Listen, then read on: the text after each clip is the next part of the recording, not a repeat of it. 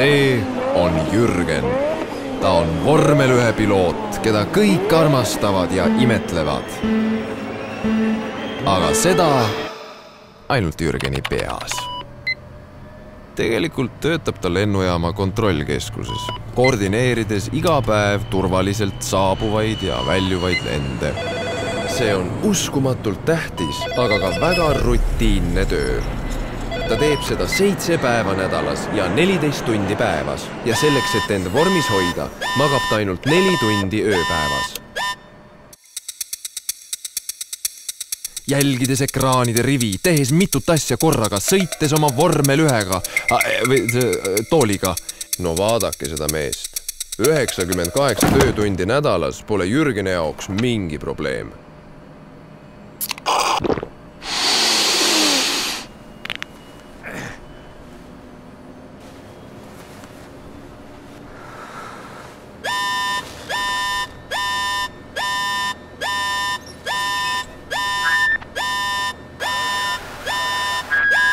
Jürgen, ärka üles, lennuk hakkab maanduma.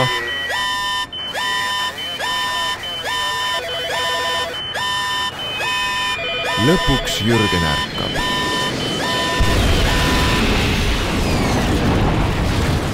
Aga natukene liiga hilja.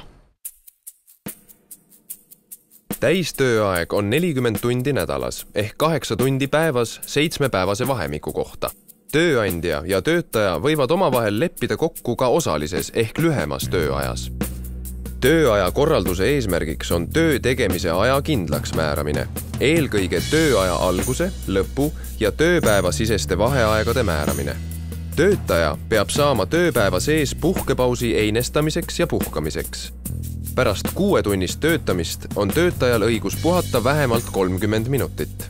Töötajale peab 24-tunnise ajavahemiku jooksul jääma 11 tunni ulatuses järjestikust puhkeaega. Töötaja peab nädalas puhkama vähemalt 48 tundi järjest.